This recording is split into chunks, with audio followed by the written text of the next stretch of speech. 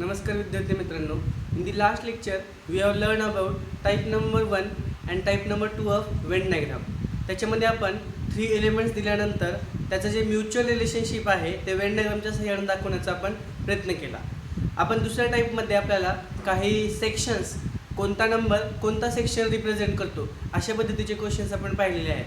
आणि type number 3 म्हणजेच काही महत्त्वाचा आणि स्टेज 2च्या बेसिसवर अतिशय जास्त महत्त्वाचा असलेला न्यूमेरिकल प्रॉब्लेम्स वेन डायग्रामचा आपण एक सुरुवात केली होती. आणि त्याच्यामध्ये आपण एक पहिला प्रॉब्लेम पाहत होतो आणि त्याच्यामध्ये आपण पहिला प्रश्न बघितला होता आणि तोच प्रॉब्लेम मी आजच्या लेक्चरमध्ये कंटिन्यू करत आहे.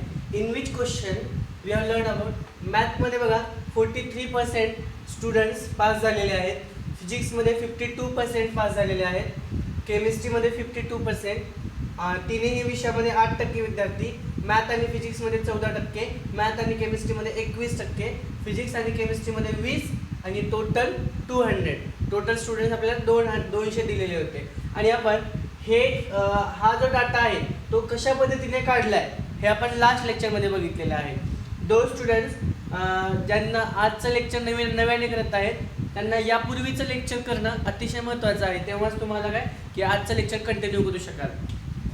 तर बघा त्याच्यामध्ये आपण पहिला प्रॉब्लेम बघितला होता की total number of student pass in only mathematics. फक्त मॅथमध्ये पास होणाऱ्या विद्यार्थ्यांची संख्या आपल्याला विचारलं होतं आणि त्याचं उत्तर काय की 16%. आणि टोटल 200 असल्यामुळे total number of students who have passed in mathematics only is 32 student. 32 student आपले होते. 16 2 32. आणि अशा पद्धतीने आपण तो पहिला क्वेश्चन पाहिलेला होता. त्याच्यामधला आपण दुसरा क्वेश्चन आता पाहत आहोत. Find the ratio of students passing in math only to the students passing in chemistry only. त्याच्यामध्ये बघा ऑप्शन नंबर 16:37, 29:32, 16:19 आणि 31:49.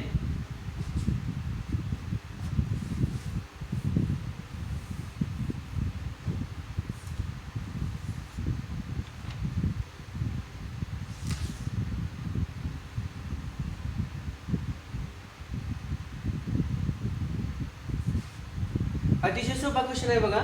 जस्ट आपण फायनल करतोय की म्हणजे कोणत्या टाईपचे क्वेश्चन्स विचारू शकतात. What is the question? Find the ratio of students passing in math only. बघा सर्वात number of students passing in a math only हे बघा 16% होते. 16% म्हणजेच 32 मॅथमध्ये. आणि student passing in chemistry only, फक्त केमिस्ट्रीमध्ये पास होणारी संख्या किती आहे बघा 19%. बघा हे पूर्ण पण लिहायची गरज नाहीये कारण की पर्सेंट वगैरे हे सगळं ते मॅटर करणार नाही जेव्हा आपण रेशो फाइंड आउट करू. आणि मग 16:19 असं ते एकदम सिंपल उत्तर असेल त्याचं.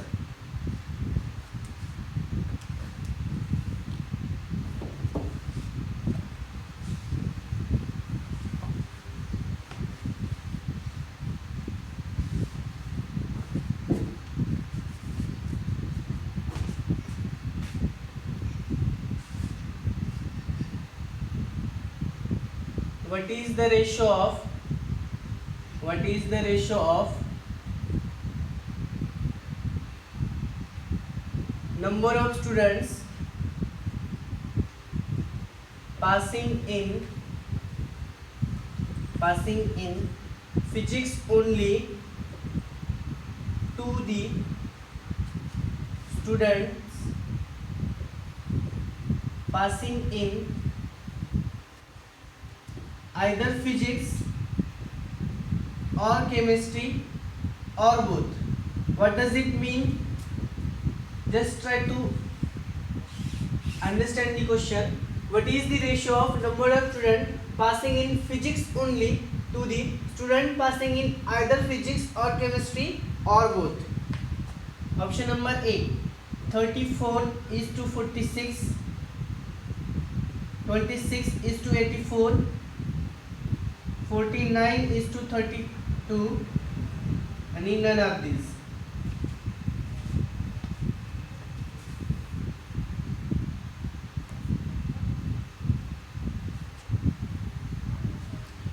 Try to understand the question. What they are asking in the question: what is the ratio of number of students passing in a physics only? You can find out right directly. फक्त physics मध्ये pass होणारी संख्या किती आहे बघा, 26. Only physics 26%. And to the number of students passing in either physics or chemistry or both. एक तर physics मध्ये पास झाले पाहिजेत, केमिस्ट्री मध्ये पास झाले पाहिजेत, किंवा दोनही सब्जेक्ट मध्ये पास झाले पाहिजे. आयदर फिजिक्स और केमिस्ट्री किंवा बोथ. एकतर फिजिक्स मध्ये किंवा केमिस्ट्री मध्ये. आता याला ह्याचं कसं करणार मग उत्तर की फिजिक्स और केमिस्ट्री और बोथ. आता बघा, एकतर फिजिक्स किंवा केमिस्ट्री दोन्हीपैकी एक घ्या, 52%. प्लस हे बघा, हे पूर्ण 52 आहे किंवा हे पूर्ण 52 आहे, आणि उरलेलं ऍड करायचं. मग 26 आणि 6 किती, 32. किंवा बघा, हे टोटल 52 आहे आणि 13 + 19 इज ऑल्सो 32. हे एवढं 92 किंवा एवढं 92. पूर्ण फिजिक्स आणि केमिस्ट्री एवढे जे आहेत म्हणजे फक्त 16 सोडून द्यायचे. एकतर फिजिक्समध्ये, केमिस्ट्रीमध्ये किंवा दोन्ही पण विषयामध्ये पास झालेले म्हणजे काय की total minus student pass in mathematics only. फक्त मॅथमध्ये पास झाले जर मायनस केले तर उरलेले सगळे काय असतील, एकतर फिजिक्समध्ये किंवा केमिस्ट्रीमध्ये किंवा दोन्ही विषयामध्ये पास झालेले असतील. मग 26:84.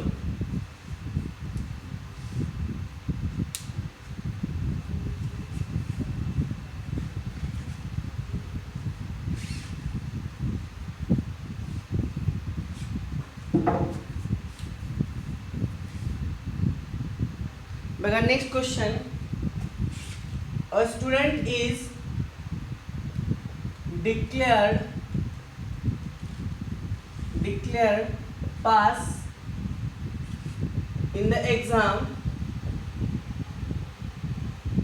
only if he or she clears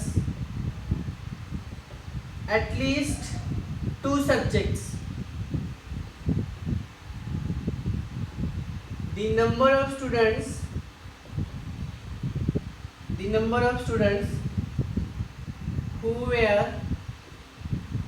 declared passed is option number A, 33, 66, 39 and 78. What is the question they have asked? Student is declared passed in the exam only if he or she clears at least 2 subject. कमीत कमी 2 विषयामध्ये जर pass झाला तर त्याला आपण काय म्हणूया की ओव्हरऑल एक्झाम मध्ये तो विद्यार्थी पास झालेला आहे. That is the criteria of being passed.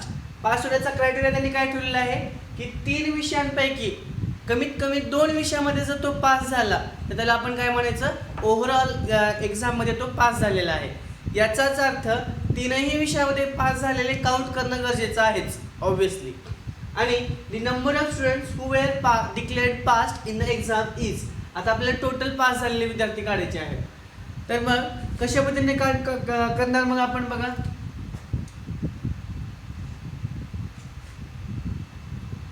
For example आता पहा की हे जे 16% विद्यार्थी आहेत, 16%, याला आपण पास म्हणता येणार नाही. Because they have pass in only mathematics, that is only 1 subject. फक्त एका सब्जेक्टमध्ये ते पास झालेले आहेत. हे पण 26 घ्यावं लागतं, घेता येणार नाही. आणि हे 19 पण घेता येणार नाही.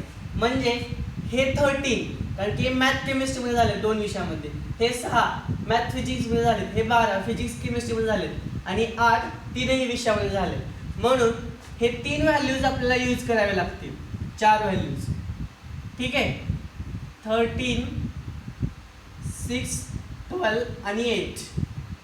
12 प्लस 8 20, हे 19. 39% of students have passed, will be declared passed. हे 39%. 39% म्हणजे काय हो? Because given total number of students are 200. Given किती आहेत? 200 आहेत आणि पर्सेंट किती दिलेला आहे? 39% दिलेला आहे आणि total number of students are 200. So number of students who will be declared passed will be 78. 39 into 2 and answer will be option number D, that is 78. I hope the students are getting what I am या questions मधून काय त्याचा meaning आहे किंवा कशा पद्धतीचे question आहेत हे आपल्याला पाहायला भेटत आहे आणि अतिशय सोपा भाग आहे हा पण.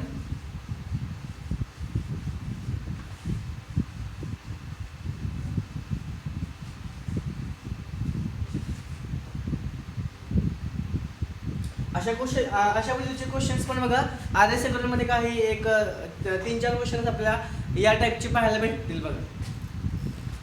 आपण पुढचा क्वेश्चन पाहतोय आता.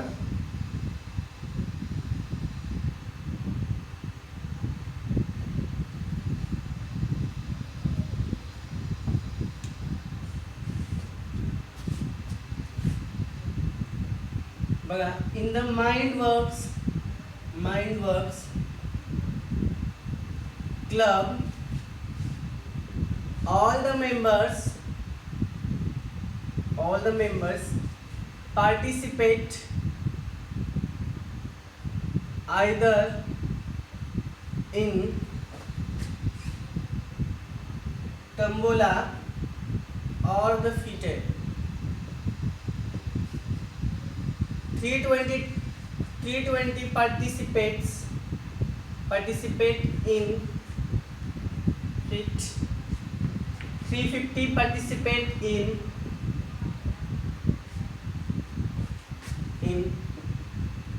tombola and 220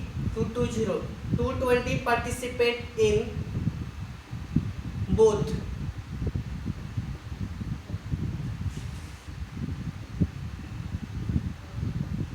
How many members does the club have? Option number A 410, 550, 440, none of these.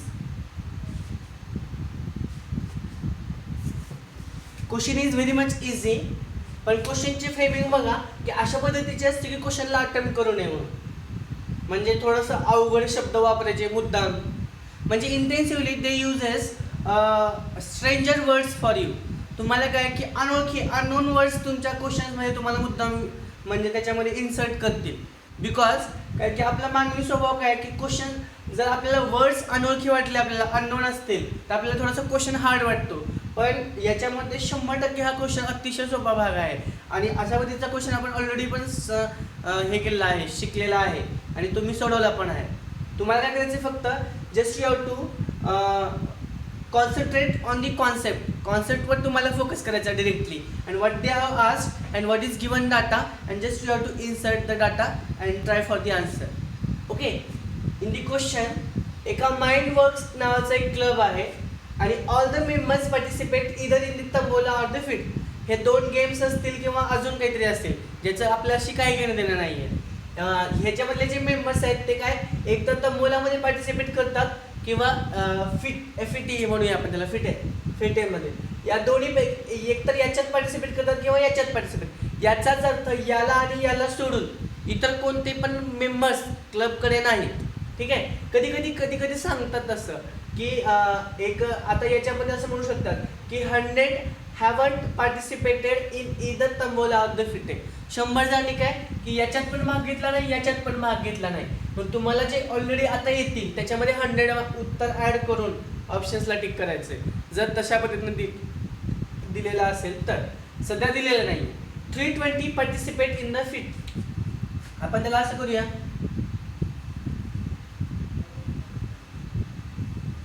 दोघांमध्ये कॉमन किती आहेत बघा, 220 पार्टिसिपेटेड इन द बोथ.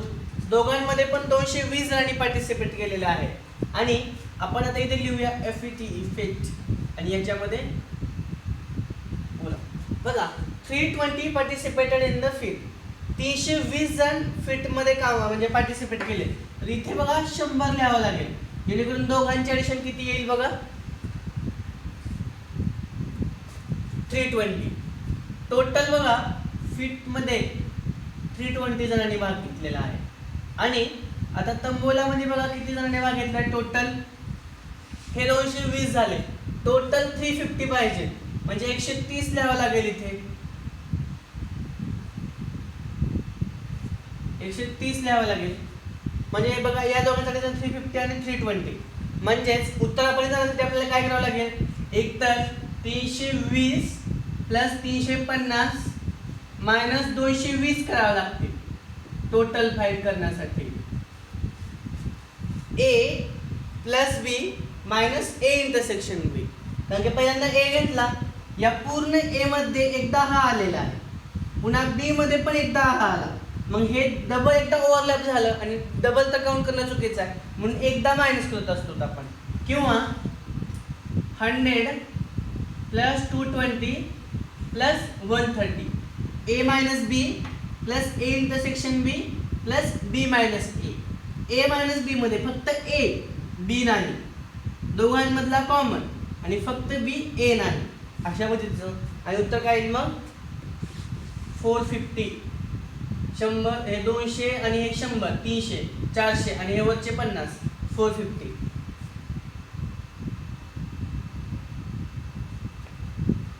दोनशे, 300, 400, 450 ऑप्शन मध्ये नाही का? हाँ, option number D will be the answer. Option number D will be the answer, 450. ठीक है, this is how the question you have to solve. हे अशा पद्धतीने तुम्हाला क्वेश्चन्सला अटेम्प्ट करायचं आहे.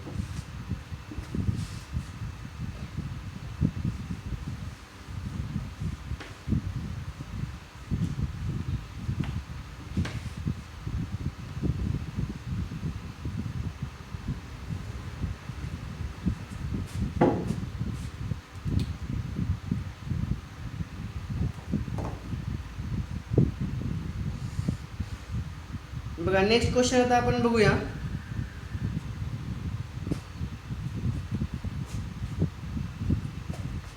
आता हा क्वेश्चन तुम्हाला सॉल्व करायचा आहे. बघा, there are 20,000 people living in colony. Out of them 900 subscribe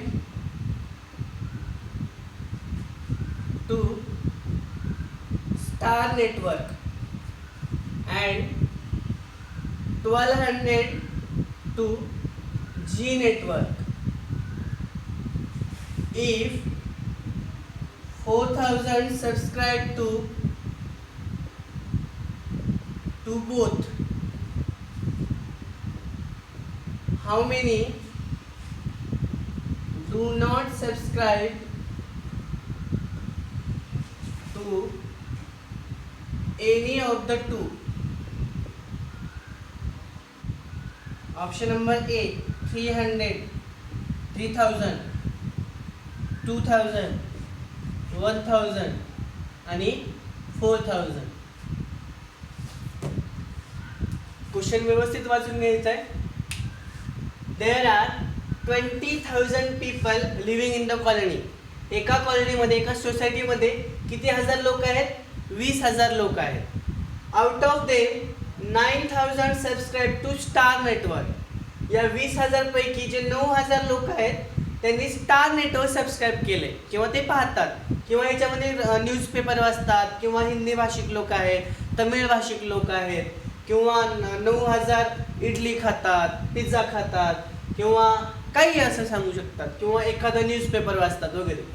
आणि 12,000 लोक जी नेटवर्कला सबस्क्राईब केलेले आहेत आणि 4,000 लोकांनी या दोनही नेटवर्क्सला म्हणजे कॉमन सबस्क्रिप्शन केलेलं आहे. And you have to find out how many do not subscribe to any of the two. आणि असे किती जण आहेत की त्यांनी या दोनही नेटवर्कपैकी कुठल्याही नेटवर्कला सबस्क्राईब केलेलं नाही. क्वेश्चन अजूनही इझीच आहे, खूप जास्त इझी आहे. तुम्हाला काय करायचं आहे की ज्या पद्धतीने आपण मी डायग्राम करत होतो प्रत्येक प्रश्नामध्ये, त्या प्रश्नासाठी तुम्हाला पण डायग्राम काढायची आहे. त्यांचा कॉमन भाग काढायचा आहे. a-b, b-a काढा. टोटल किती झाले बघा.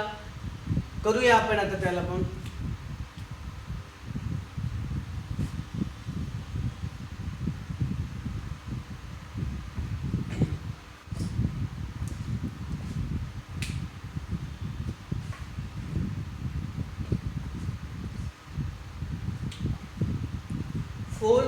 Subscribe to both. दोन्ही पण चॅनलला बघा किती जणांनी सबस्क्राईब केले बघा. 4,000. 4,000 लोकांनी सबस्क्राईब केलेला आहे. अँड आपण याला स्टार नेटवर्क म्हणूया आणि याला जी नेटवर्क म्हणूया. स्टार नेटवर्क बघा 9,000 लोकांनी सबस्क्राईब केले, म्हणजे इथे 5,000 लिहावं लागेल. So that total will be 9,000. 9,000. Zee network बघा, जी नेटवर्क 12,000. खरं तर हे 1000 सुद्धा लिहायची गरज नाही, तुम्ही 5, 4 वगैरे लिहायचं एक्झाममध्ये. आता हे तुम्हाला समजण्यासाठी म्हणून मी लिहित आहे. जी नेटवर्क टोटल 12,000 आहेत, हे 4,000 म्हणजे इथे 8,000 लिहावं लागेल. म्हणून टोटल किती होईल 12,000 म्हणजे 12,000. हे 9,000 12,000 सगळे मिळून किती आहेत बघा 20,000 लोक आहेत. पण सध्या हे लोक किती झाले ज्यांनी कुठलं तरी एक सबस्क्रिप्शन केलेलं आहे किंवा 2 पण सबस्क्रिप्शन केलेलं आहे. 5,000 फक्त स्टारवाले, 4,000 दोन्ही पण वाले, जी फक्त 8,000 वाले. कधी कधी तुम्हाला विचारत पण बरं का की फक्त जी वाले किंवा ॲटलिस्ट 1 सबस्क्रिप्शन वाले किती आहे. आपण याचं उत्तर सांगा मला तुम्ही. आता या क्वेश्चनचं उत्तर तर तुम्हाला ऑप्शनमधून द्यायचंच आहे मला, पण प्लस अजून एक मी क्वेश्चन विचारत आहे की how many people are there who have at least 1 subscription.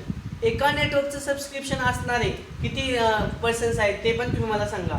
की how many people are there who have at least 1 subscription, 1 network subscription. कमीत कमी एक नेटवर्क सबस्क्रिप्शन असलेले किती आहेत. तर बघा टोटल किती आहेत बघा 20,000, 20,000 आहेत. ॲटलिस्ट 1 सबस्क्रिप्शन वाले बघा किती असतील. हे 5,000, 4,000 आणि 8,000. 8 आणि 4 12 आणि 5 17.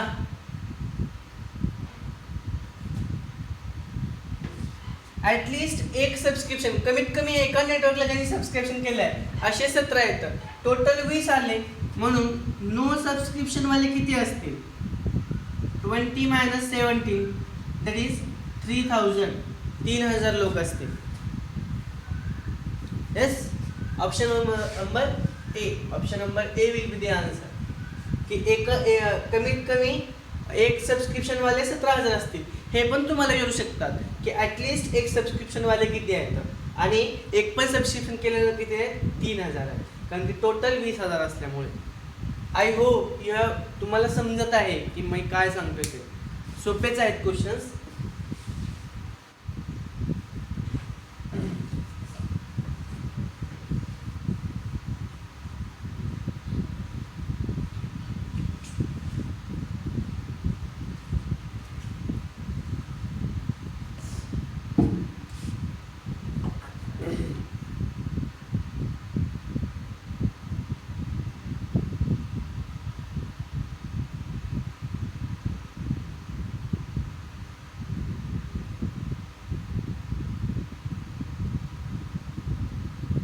बघा नेक्स्ट क्वेश्चन आहे.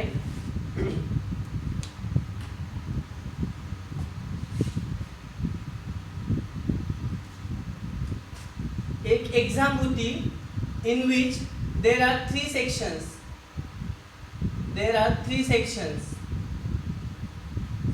क्वेश्चन मोठा दिलेला असेल पझल टाईप, त्याला आपण शॉर्टकटमध्ये लिहितोय. मी तुला एक्झाम सांगतोय. In the examination there were 3 sections. काही सांगतात लास्ट इयर एक्झाम घेतली गेली, त्याच्यामध्ये असं झालं तसं झालं, असा जो काही डाटा असतो तो तुमचा टाईम कंझ्युम करण्यासाठी असतो. पण आपण काय, आपले डोळे कॅची असले पाहिजेत, your eyes should be catchy, की तुम्हाला नेमका डाटा दिसला पाहिजे की आपल्याला कशाचा यूज आहे. समजा खूप मोठा पझल दिलेला आहे असा, याला इथे इतकी मुलं होते, त्याला तितकी मुलं होते, हे झालं, याचा हा आहे, त्याचं वडिलाचं नाव हे आहे, हे सगळं, आणि असा मोठा पॅराग्राफ दिलाय आणि खाली तुम्हाला क्वेश्चन विचारलाय की व्हॉट इज युअर एज, की तुमचं वय काय म्हणून. मग या प्रश्नाचं उत्तर देण्यासाठी तुम्हाला तो मोठा पझल वाचायची गरज आहे का, मोठा पॅसेज वाचायची गरज आहे का? अजिबातच नाही, कारण की तुमचं वय तुम्हाला माहिती आहे ना. मग तो पॅसेज कशाला वाचता तुम्ही? तुमचं उत्तर तुम्ही डायरेक्टली लिहू शकतात ना, की व्हॉट इज युअर एज म्हणून. तर म्हणजे काय, त्या पद्धतीचं झालं की आपल्याला मोठा पॅसेज दिला आहे, पण त्यापैकी आपल्याला काय वाचायचं आहे हे तुम्हाला माहीत असणं गरजेचं आहे. बघा, देर आर 3 सेक्शन्स या एक्झाममध्ये.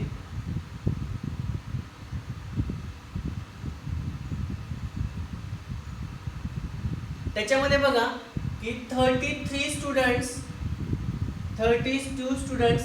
Cleared cut off for section 1.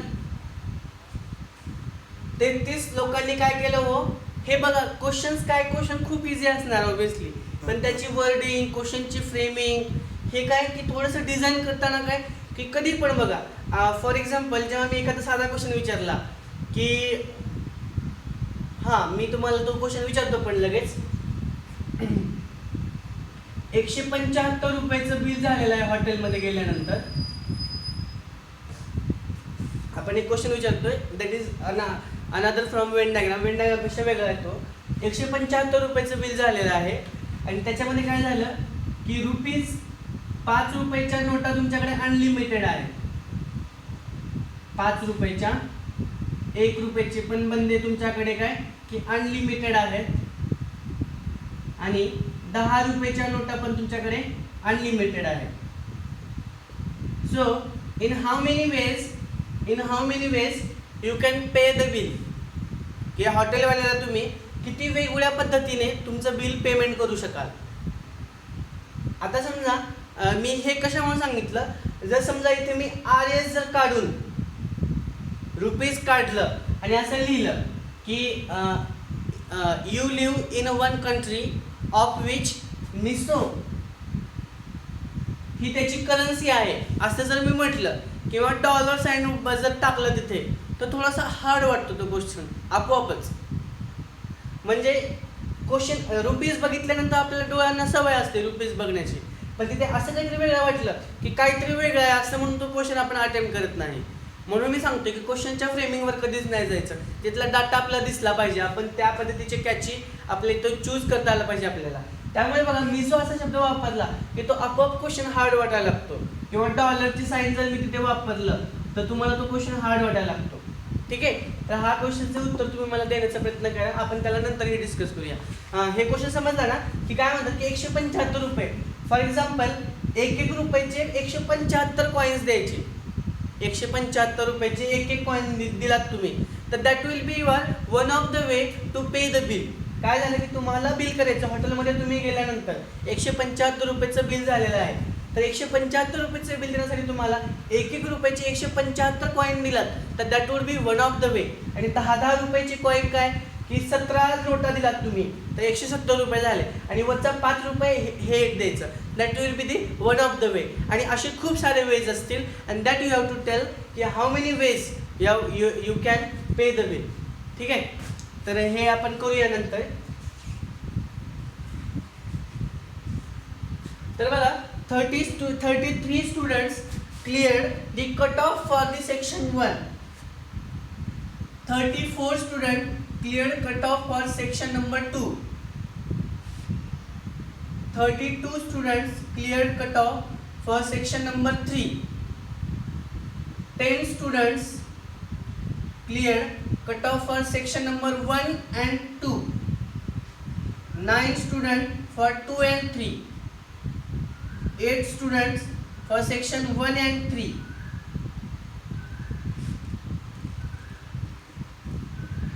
9 number of students cleared who cleared each section alone was equal and was 21 for each section.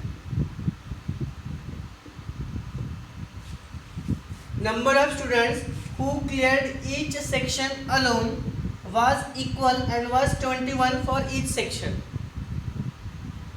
काय की असे स्टुडंट्स की ज्यांनी प्रत्येक सेक्शन जो अलोन फक्त सेक्शन एकच सेक्शन जो अलोन वाज इक्वल अँड वाज 21 for each section.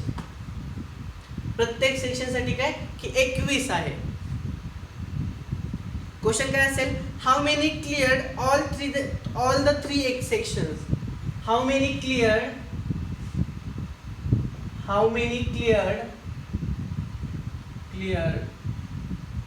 all the three sections. तीन पण सेक्शन्स क्लिअर केलेले किती जण आहेत? ऑप्शन नंबर ए 3, 6, 5 आणि 7.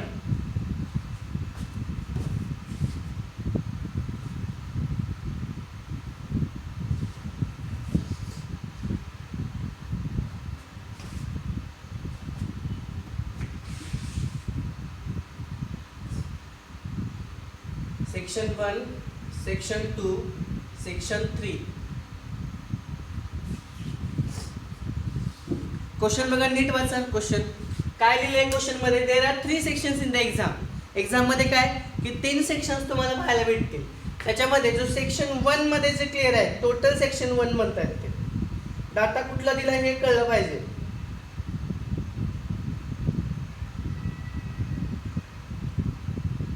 फक्त सेक्शन 1 किती जणांनी क्लिअर केलंय बघा. फक्त नाही तो, आय एम सॉरी, तो फक्त नाहीये. टोटल जो आहे सेक्शन 1 टोटल लोक किती आहेत, 33 आहेत. सेक्शन 2 चे 34 आहेत. सेक्शन 3 चे 32 आहेत. जे 10 जण आहेत, 1 2 9 2 3 8 1 3. आणि number of students who cleared each section alone वाज इक्वल. आणि तुम्हाला इंटरसेक्शन काढायचंय. ठीक आहे, दिस इज द क्वेश्चन. असे अजून 2-3 क्वेश्चन आहेत, पण आपण 1 बाय 1 जाऊया. ठीक आहे, तर मग या क्वेश्चनला बघा आता सॉल्व कसं करायचं.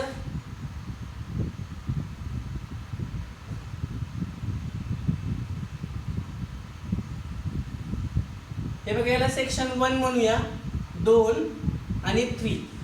सेक्शन 1, 2 आणि 3. Number of students cleared each section alone. फक्त एकच सेक्शन अलोन जो केलेला आहे तो इक्वल किती आहे, तो 21 21 आणि 21. बरोबर ना. फक्त सेक्शन 1, फक्त सेक्शन 2, फक्त सेक्शन 3 असा तो इक्वल आहे आणि was 21 for the each section. त्यांनी तो सांगितलं आपल्याला. आणि 10 जणांनी काय सेक्शन 1 आणि 2, 1 आणि 2 किती जणांनी, 10 जणांनी. 9 2 आणि 3, 2 आणि 3.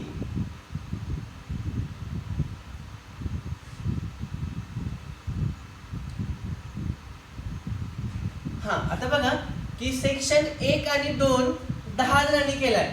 सेक्शन 1 आणि सेक्शन 2 हे टोटल 10 असेल.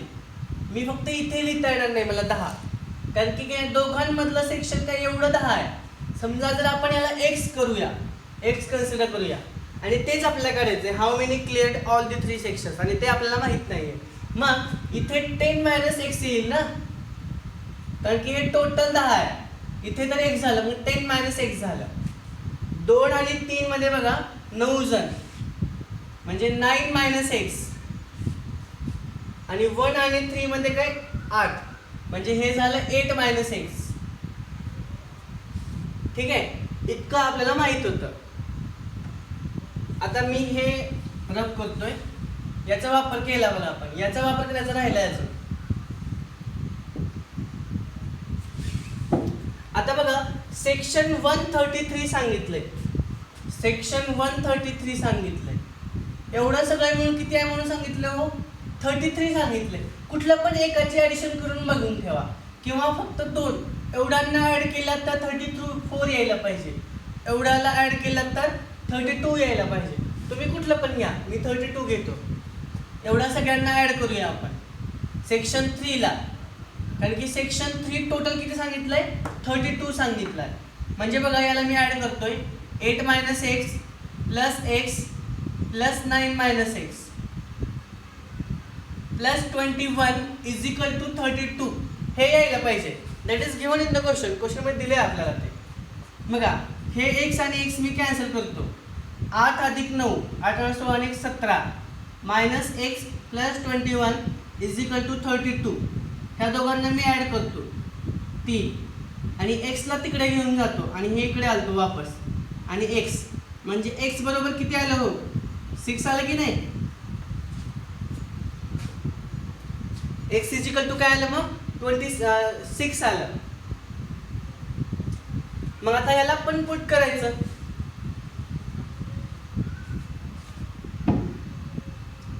आता x बरोबर काय आलं 6 आलं. हे बघा मी इथे 6 लिहिले. 10 - 6 किती झाले 4.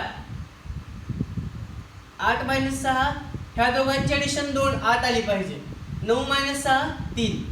ह्या दोघांची ॲडिशन किती आली पाहिजे 9 आली पाहिजे. आणि मग दिस विल बी द डाटा. आणि याच्यावर आपल्याला बाकीच्या सगळ्या प्रश्नांची उत्तरं देता येते. आता सगळ्या प्रश्नांची उत्तरं आपल्याला याच्यावर देता येते. आता आपण सॉल्व्ह करू. तुम्हाला सगळ्यांना समजलं असेल बघा हे कशामध्ये मी केलं. x माहित नव्हता आपल्याला. x माहित नव्हता. How many clear all the 3 section. Answer will be B 6. हे तर झालंच आपलं. आता next question.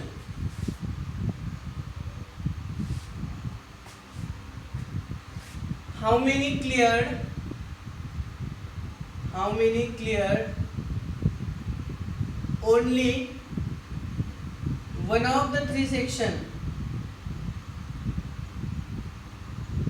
One of the 3 sections. 21, 63, 42 आणि 52. How many cleared one of the 3 section? How many cleared only one of the 3 sections? One of the 3 sections म्हणजे असे किती जण आहेत की ज्यांनी 3 पैकी 1 केलंय. एक only one of the 3 section. 3 पैकी फक्त एकच क्लिअर केलंय. कुठलं तरी एकच सेक्शन क्लिअर केलंय. म्हणजे इधर 1 or 2 or 3. सेक्शन 1 तरी क्लिअर केलाय किंवा सेक्शन 2 तरी केलाय किंवा सेक्शन 3 तरी केलाय. तुम्ही ट्राय करा हे.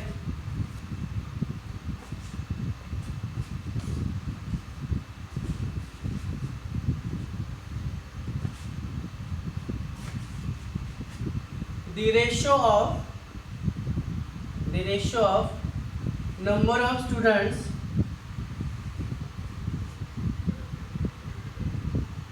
clearing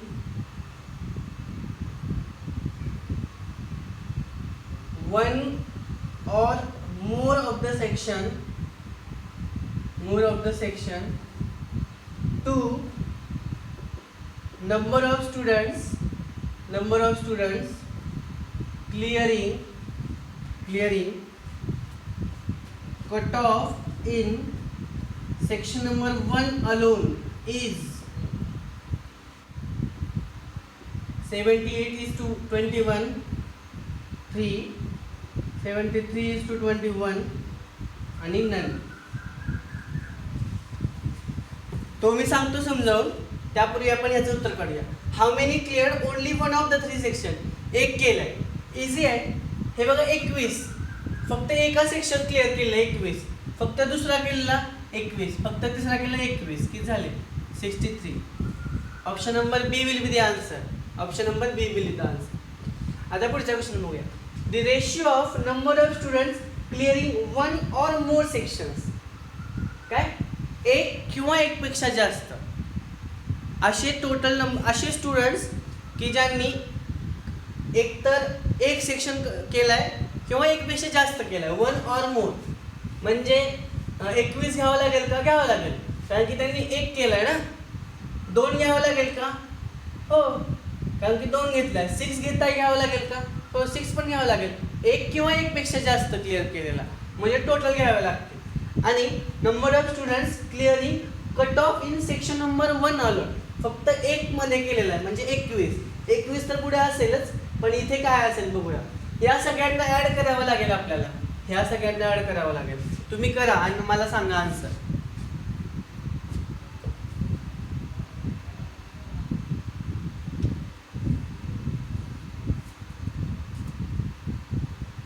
म्हणजे हे सगळे जे नंबर दिसत आहेत ना तुम्हाला, या सगळ्यांना आन्सर म्हणजे हे सगळ्यांना सांगा तिथे ऍड करा.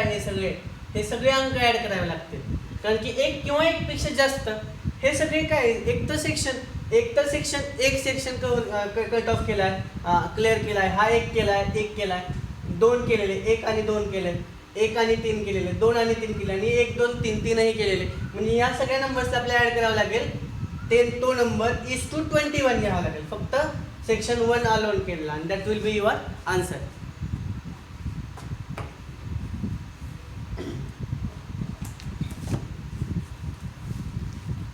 Okay, that's all. आता आपण काय करूया की NTSC स्टेज 1 ला येऊन गेलेले प्रिव्हियस इयर क्वेश्चन्स व्हेन डायग्रामच्या आधारावरचे आपण एकदा बघूया की आपण आतापर्यंत वेगवेगळ्या लेक्चर्सच्या माध्यमातून वेगवेगळे टाइप्स कव्हर केले बघा व्हेन डायग्राम्सचे.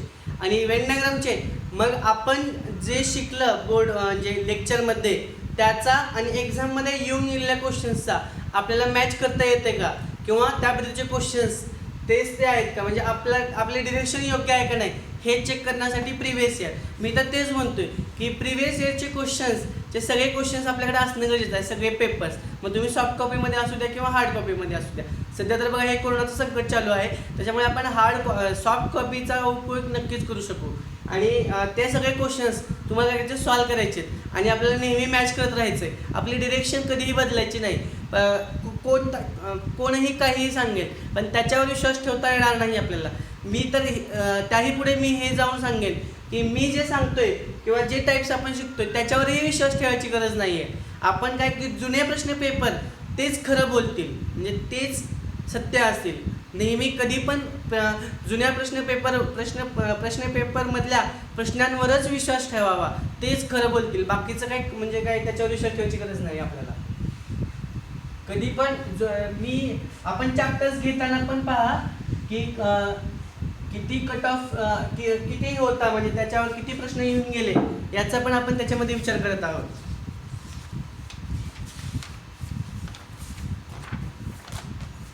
दोन 2019चा पेपर बघा सध्या माझ्याकडे नाहीये. आपण 2018 पासून करूया सुरुवात. बघा 2018 मध्ये 3 प्रश्न आले होते. 2018 NTSC 2018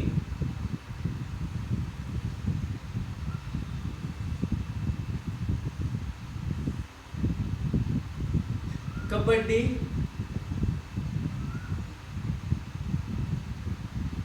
हा कोणता गेम आहे, क्रिकेट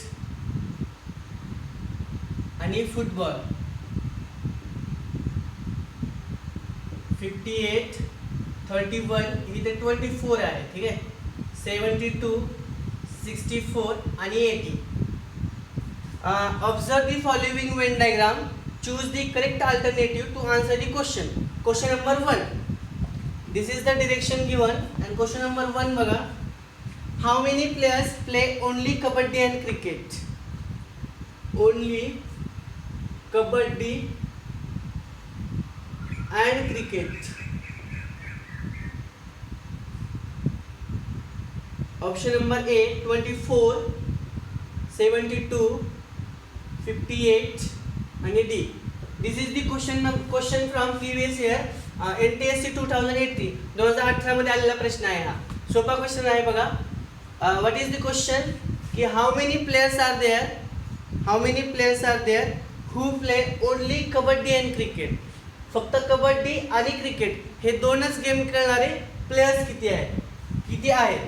मग this is the Venn diagram given. आणि अशा पद्धतीचा क्वेश्चन्स आता ज्यांनी स्कॉलरशिपची एक्झाम दिले त्यांना माहिती आहे की याच्यामध्ये बदल फक्त संख्यांमध्ये होता बघा. प्लेयर्स सुद्धा म्हणजे कबड्डी, क्रिकेट, फुटबॉल असंच काहीतरी गेम्स आले होते स्कॉलरशिपच्या एक्झाममध्ये पण. म्हणजे इतके ते रिलेव्हंट क्वेश्चन्स असतात, म्हणजे जे जुने प्रश्न आपण बघतो महाराष्ट्र आयोग, ठीक आहे. तर मग कबड्डी खेळणारे बघा ट्रायंगल्सच्या माध्यमातून दाखवलेत, क्रिकेट आणि फुटबॉल. फक्त कबड्डी आणि क्रिकेट खेळणारे बघा किती आहेत, कबड्डी आणि क्रिकेट यांचं हे कुठं असेल हो? इंटरसेक्शन हे असेल की नाही, कबड्डी आणि क्रिकेट खेळणारे. मग 21 आणि 24 हे दोन्ही पण असतील. मग 21 आणि 24 सॉरी 31 आणि 24 किती झाले बघा.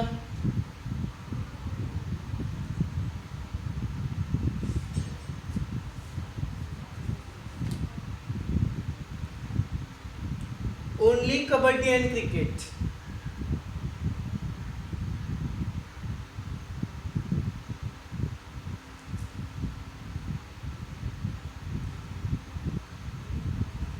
फक्त कबड्डी आणि क्रिकेट खेळणारे किती आहेत असे विचारले त्यांनी. ओके, ऑप्शन मध्ये नाही येते. ठीक आहे, फक्त कबड्डी आणि क्रिकेट खेळणारे किती जण आहेत असे विचारलेलं होतं. ऑप्शन मध्ये त्याचं उत्तर नाहीये. दॅट इज ओके, म्हणजे नसेल कदाचित. पण तुम्हाला माहिती आहे की याचं उत्तर कसं येणार आहे तर. ठीक आहे, नेक्स्ट क्वेश्चन.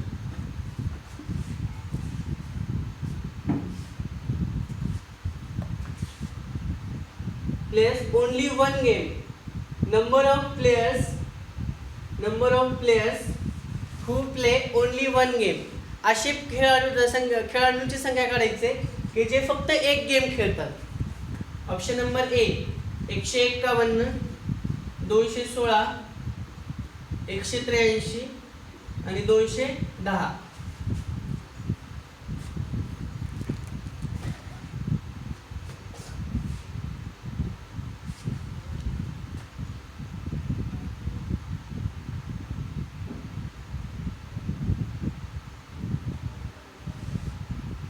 बघा, फक्त ओनली कबड्डी आणि क्रिकेट, फक्त कबड्डी आणि क्रिकेट खेळणारे बघा हे 24 येणार नाहीत. बघा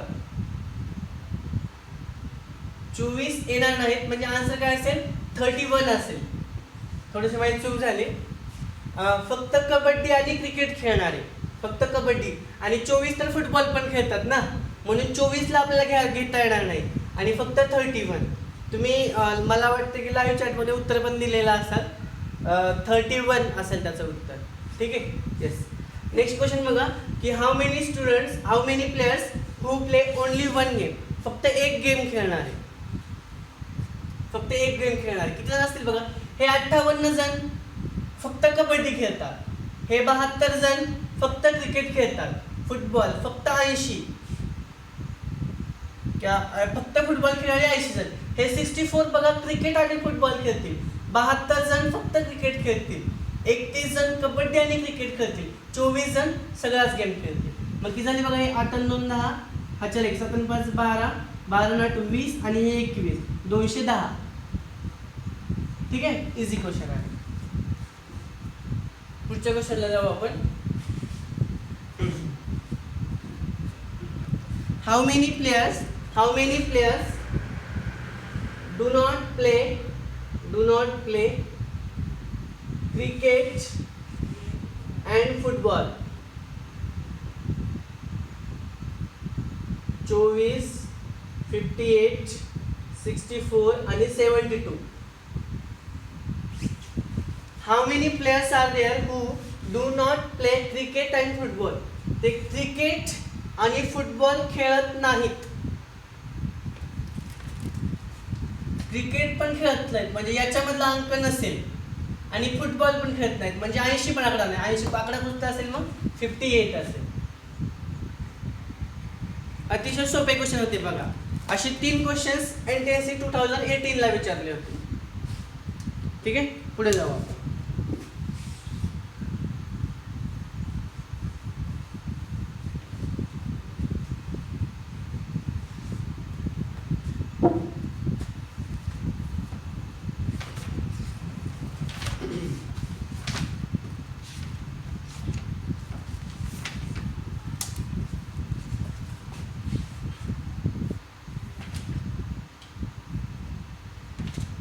हा NTSC बघा 2017.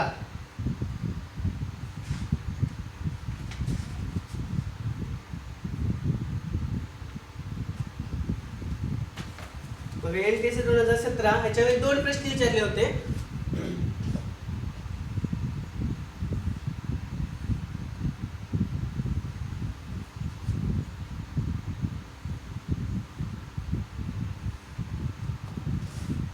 F E B D C G आणि ए.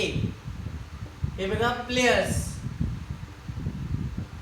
एम्प्लॉईज आणि हे private businessman.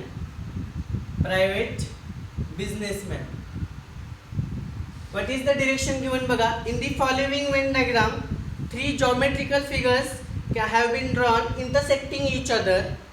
The labels have been given to different parts. Each figure represents a specific group of people. Observe the figure closely and answer the questions below. Okay, असे 2 प्रश्न विचारले होते 2017 NTSC 2017. बघा question number पहिला त्याच्यामधला, how many employee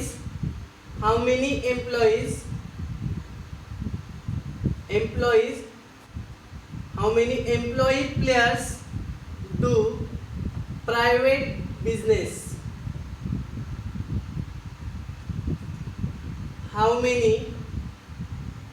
How many employee players do private business? B, A, C आणि D. Options नुसार द्या मला उत्तर. ऑप्शन्स नुसार द्या, डायरेक्टली उत्तर सांगू नका. ऑप्शन सांगा मला A, B, C आणि D.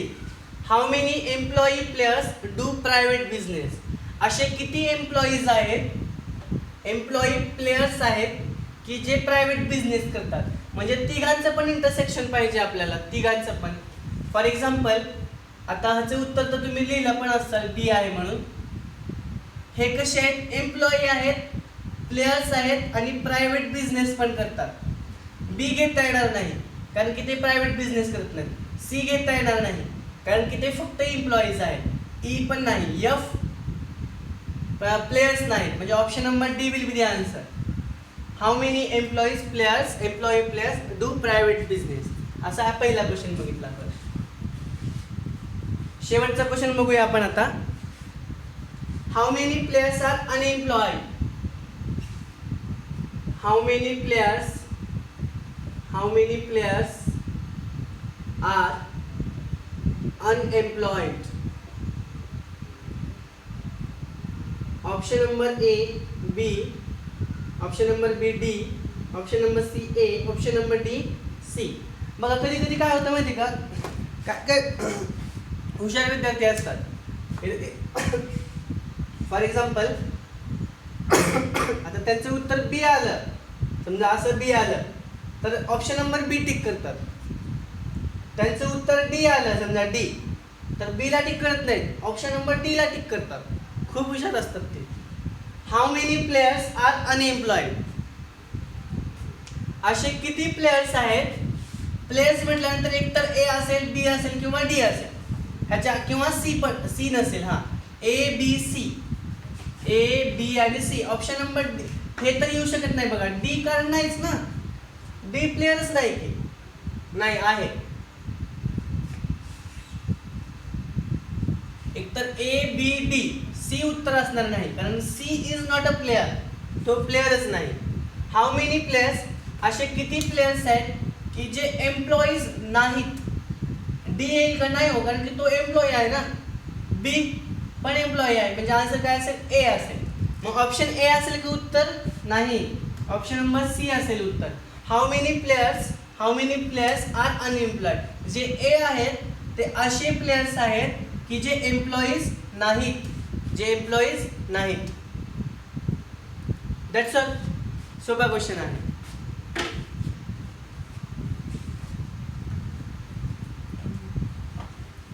अशा पद्धतीने हा लास्टचा क्वेश्चन आपण पाहिलाय बघा.